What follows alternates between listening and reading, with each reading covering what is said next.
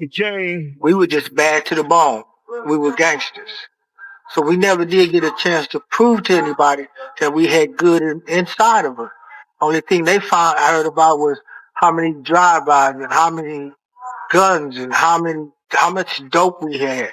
So they never gave us a chance to figure out what was good about gangs. I talked to my pops. He left me speechless. This generation was the 80s. We the results of that generation. I told him, follow me down this dark tunnel. We gonna do it the right way this time. I got discouraged. I even thought about going back to the trap. Although I knew it was a trap, I heard the voice of Wall Street trap, bouncing off the echoes of the tunnel. I let him be the voice of reasoning. He guided us through the path. His vibration was strong.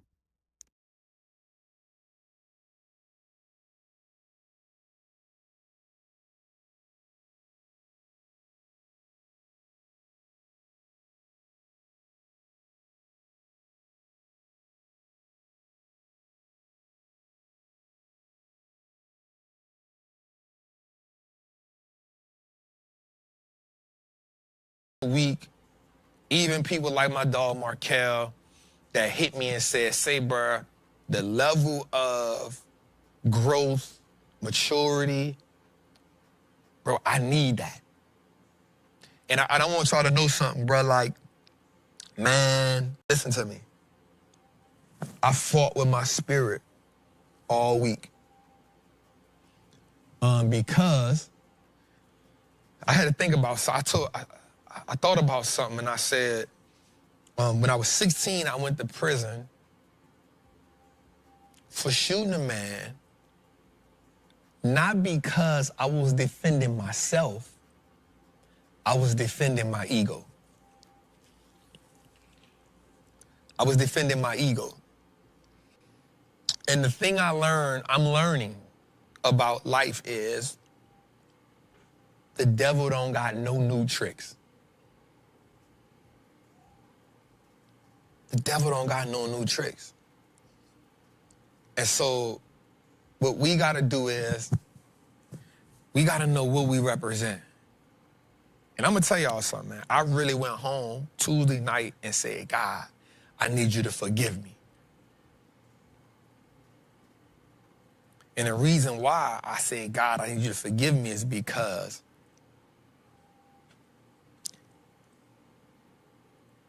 why did I need to respond at all? Who am I trying to justify something for? Who am I trying to prove a thing for? Because if I'm not trying to just prove something to God, I never have to prove nothing to man. I never have to prove nothing to man. And so, for all the, and I'm talking about some hitters hit me up and was like, dog, hey, you gotta teach me how to do that. And I'm gonna tell you that, man, one of the hardest things that we will ever fight in this world, as men for sure, is the ego. We're gonna always fight the ego. You're gonna always feel that, you know, you gotta represent yourself a certain way. You know, you gotta speak up about a certain thing, and you gotta, you know, do a certain thing, and you gotta, and at the end of the day, what you don't realize is you immediately become part of the circus. You immediately prove everybody right. And so, even though I felt like I responded with class and wit, I still went home that night and said, God, forgive me, because I don't want to be Moses, where I strike the thing that I was supposed to speak to. And what happened with Moses was, Moses actually was in the desert for 40 years, in the wilderness for 40 years, the whole while, everybody talks about how the Israelites had to get their heart right.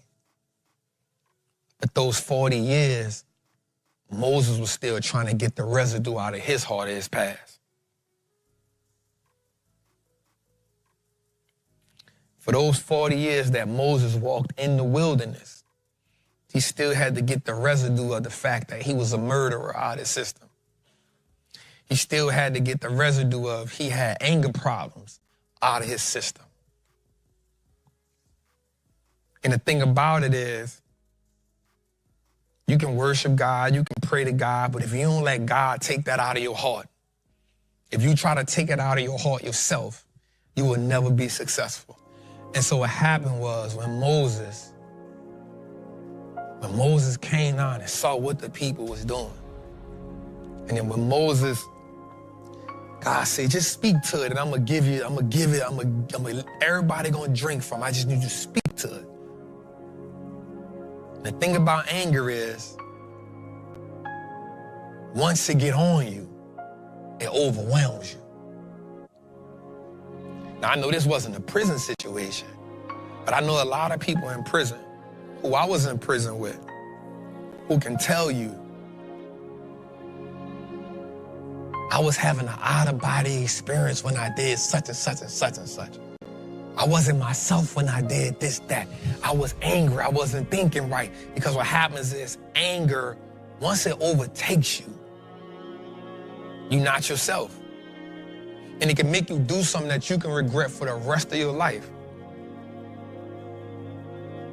It can make you do something that would put in jeopardy everybody who depended on you. So I'm telling you that I know a lot of men doing 50, 60, 70. And one of my most profound moments in prison, I tell you no word of lie, I was sleeping next to this guy's name. We used to call him Mississippi. At the time when I met him, he was 22 years old. He had 240 years. 240 years, yo. I was probably about 19. He was probably, somewhere between 19 and 21. And I remember he went to the visiting shed one day. And he came back from the shed and he just had this look in his face, man. And I said, damn, bro, like, what's wrong, Sippy? And he said, man, free, bro. This is before Wall Street Trap here. He said, man, free, bro. I've been in jail for 5 years. My baby girl is 4 years old. I would never see her again. I would never see her as a free man. He said, the thing that gets me the most is another man gonna implement his belief in my child. And I never forgot that. It was the #1 reason why when I had my child, I gave up the streets. It was the #1 reason why when I had my daughter, I said, she don't deserve that from me. That stuck in my head. He said, another man will put his belief system in my child. Man. All because he got into a fight. His anger got the best of him. And he shot 2 dudes, killed both of them.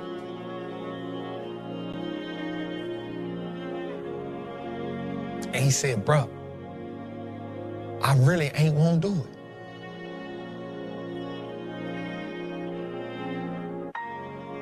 He said, bro, I really ain't won't do it.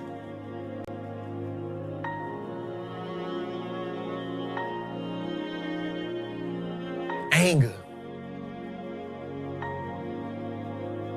So I ain't telling you to not be a man. I ain't telling you not to stand on what you got to stand on. But I'm just telling you that if you let the anger and the ego get the best of you, fellas,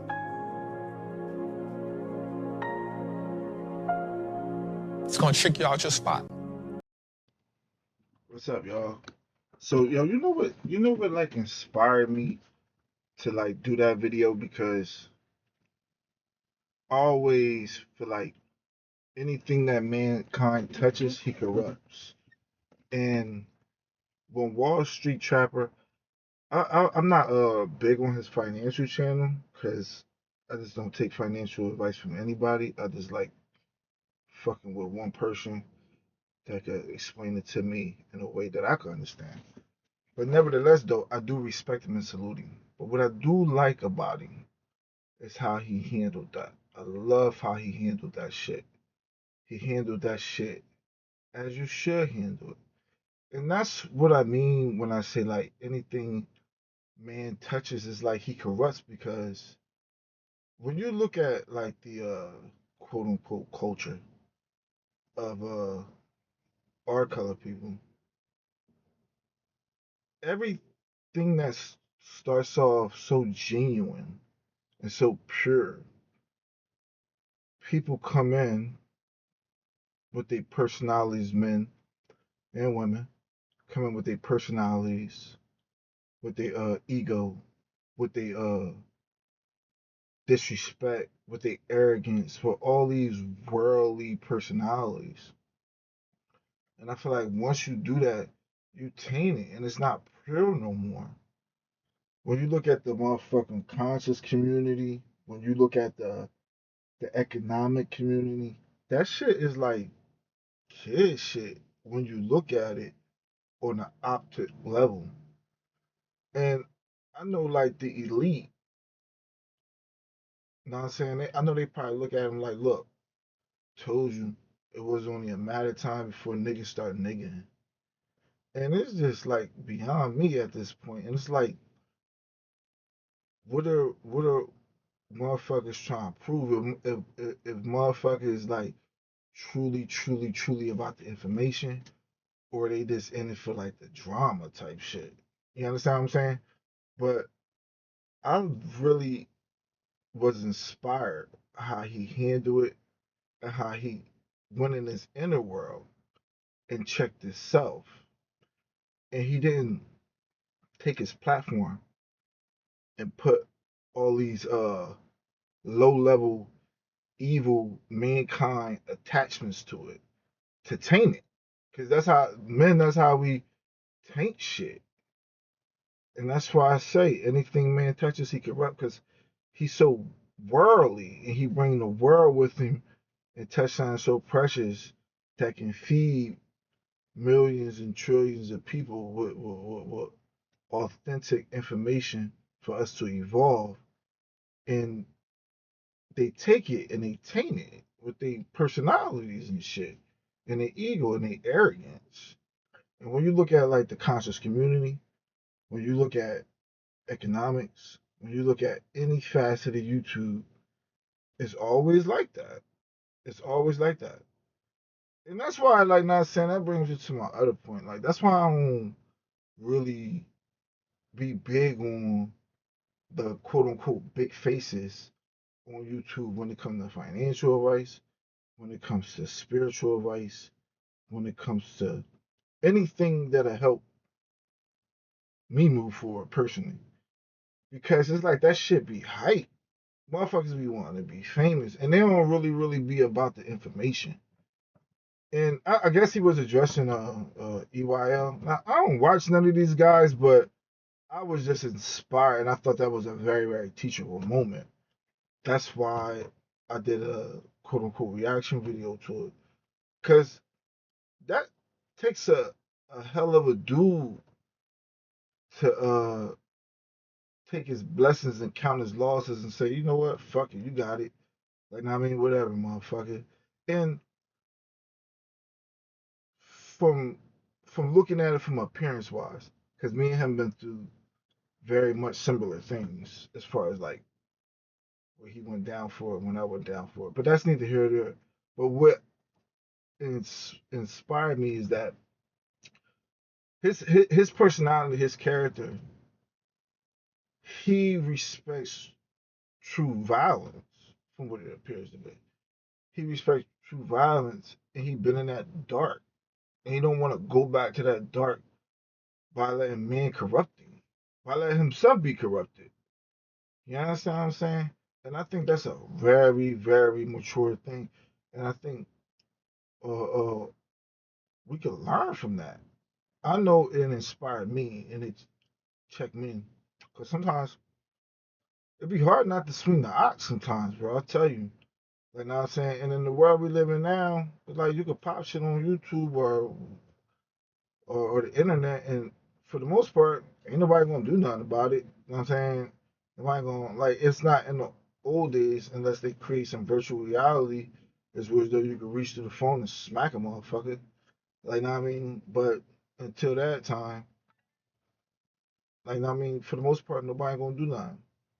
But and I think that's honestly like when you look at it, that be the problem with uh investors, black investors, spiritual teachers.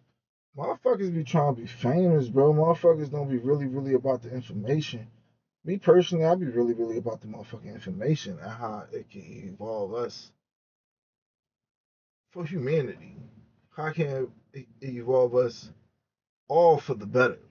All this information, how could it evolve us? You know what I'm saying? But truth being, as long as man is evil, it would never evolve us because anything he get his hands on, he gonna just motherfucking be greedy and be egotistical and be a savage with the shit.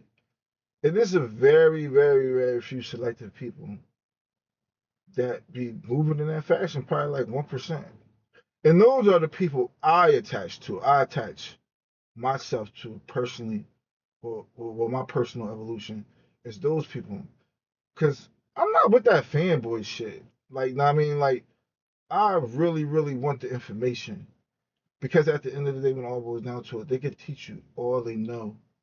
When it gets down to it, you got to do the spiritual work with it and understand it for your own self. So that's what makes me really, really genuine about the information. But I think that was a very, very teachable moment, and you know what I'm saying. It just sucks to see grown ass men behave like that. Like it's just beyond me at this point, as far as like not me with the sneak this and look, it ain't none of my motherfucking business. I could really care less, but I don't care as an individual, but I do care as a collective because it's like damn, like know what I'm saying, like motherfuckers like that's like high school shit, like little boy shit for real, for real.